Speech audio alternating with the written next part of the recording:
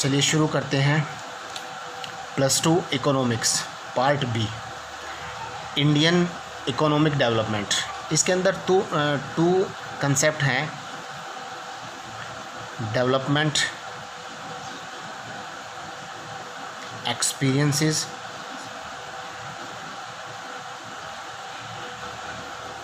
since 1947 to 90 and economic reforms since 1991। ये दोनों concept 12 marks के पूछे जाएंगे। तो आज हम शुरू करेंगे न्यू इकोनॉमिक पॉलिसी और economic reforms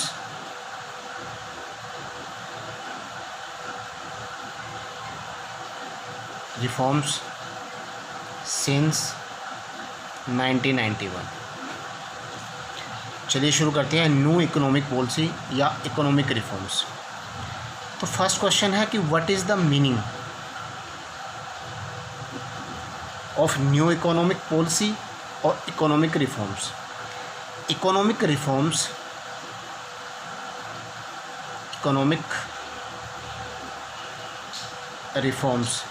refer to set of economic policies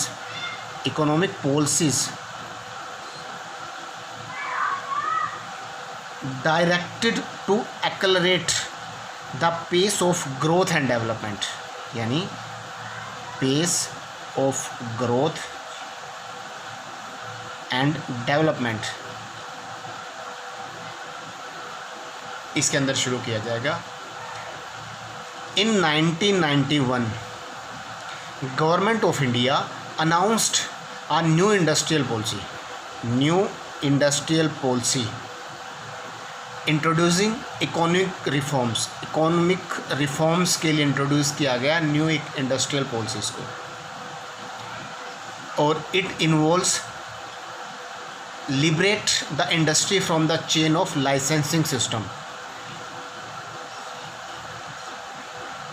इसमें लाइसेंसिंग सिस्टम को बिल्कुल ब्रेक कर दिया गया, बिल्कुल चेंज कर दिया गया।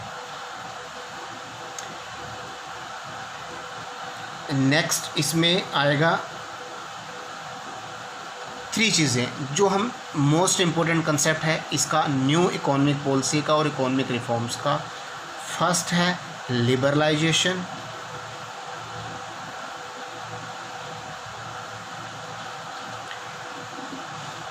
लिबरलाइजेशन में हमने लाइसेंसिंग सिस्टम पर फोकस करना है जिसको एल के द्वारा डिनोट करेंगे। और सेकंड जो कंसेप्ट इसके अंदर आएगा प्राइवेटाइजेशन।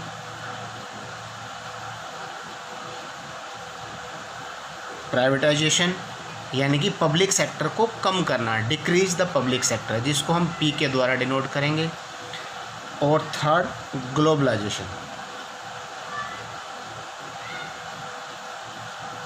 ग्लोबलाइजेशन जिसको हम जी के द्वारा डिनोट करेंगे। यानी कि इकोनॉमिक रिफॉर्म्स में 1991 के बाद गवर्नमेंट ने मुख्य फोकस किया LPG पर, लिबरलाइजेशन, प्राइवेटाइजेशन और globalisation.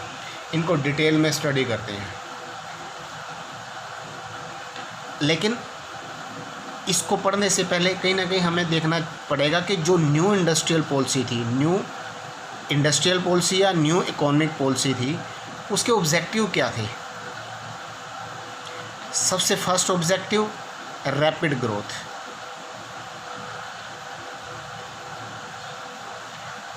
Rapid economic growth and highest standard of living of the people of the country.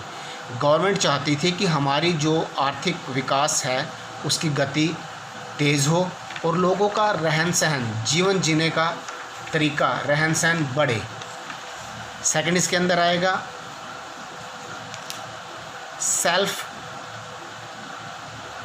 Development और डिपेंडेंट। हर इंसान आत्मनिर्भर हो, उसके पास खुद का बिजनेस हो, खुद का कोई ना कोई कार्य हो, खुद की जॉब हो। ये वो चाहती थी। नेक्स्ट, जो इनकम और ग्रोथ की बात की गवर्नमेंट ने, इनकम एंड ग्रोथ, उसके अंदर इक्वलिटी आए, यानी कि रिड्यूसिंग इनइक्वलिटीज़। और नेक्स्ट इसके अंदर रिड्यूस करना अनएम्प्लॉयमेंट को।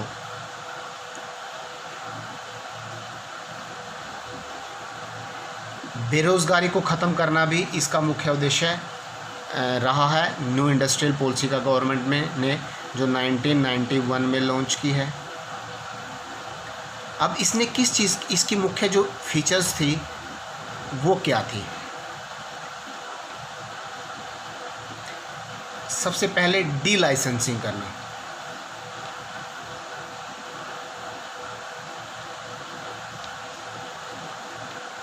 जो लाइसेंसिंग की नेसेसिटी थी कि लाइसेंस के लिए, किसी बिज़नेस को शुरू करने के लिए लाइसेंस की नीड है, तो वो भी गवर्नमेंट ने कुछ हद तक कम कर दिया। सेकंड, जो रोल था, decrease the role of public sector. Public sector का रोल भी कम कर दिया गवर्नमेंट ने इस पॉलिसी के दौरान। Increase FDI, foreign direct investment को बढ़ावा देना भी इस पॉलिसी का मुख्य उद्देश्य रहा है। टेक्निकल इम्प्रूवमेंट, टेक्निकल ग्रोथ भी गवर्नमेंट चाहती है कि टेक्निकल ग्रोथ हो। तो ये मुख्य फीचर्स इस NEP, new industrial policy, new economic policy या इकोनॉमिक रिफॉर्म्स सिंस 1991, ये ऑब्जेक्टिव थे, ये फीचर्स थी। अब 1 बाय 1 LPG को पढ़ते हैं। सबसे पहले लिबरलाइजेशन। तो लिबरलाइजेशन के अंदर गवर्नमेंट ने लाइसेंसिंग को इन्वॉल्व किया, यानी डी लाइसेंसिंग स्टार्ट कर दिया। अनेक इंडस्ट्रीज़ ऐसी कर दी कि उनके लिए लाइसेंस की नीड नहीं है। कुछ ऐसे इंडस्ट्रीज़ हैं, कुछ ऐसे बिज़नेस हैं जिनके लिए लाइसेंस को फ्री कर दिया। तो डिस्कस करेंगे लिबरलाइजेशन पे।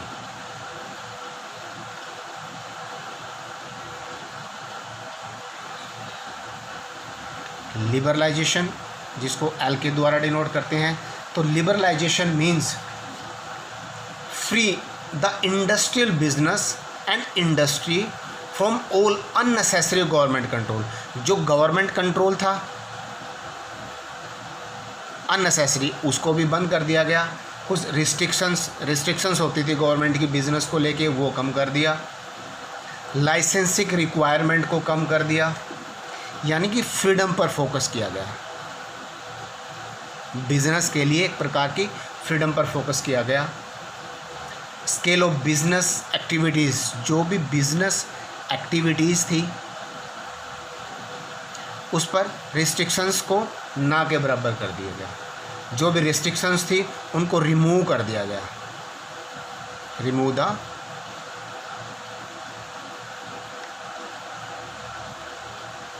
रिस्ट्रिक्शन, बाधाओं को, पाबंदियों को कम कर दिया गया। नेक्स्ट आएगा freedom in fixing the price of goods and services. जो भी इंडस्ट्री है वो अपने प्रोडक्ट का प्राइस, गुड्स का प्राइस खुद फिक्स कर सकती है, सर्विसेज का प्राइस खुद फिक्स कर सकती है। Reduction in tax rate, tax rate को कम कर दिया गया गवर्नमेंट के द्वारा। जो इंपोर्ट और एक्सपोर्ट के बारे में भी लिबरलाइजेशन में बोला गया है, इंपोर्ट एक्सपोर्ट।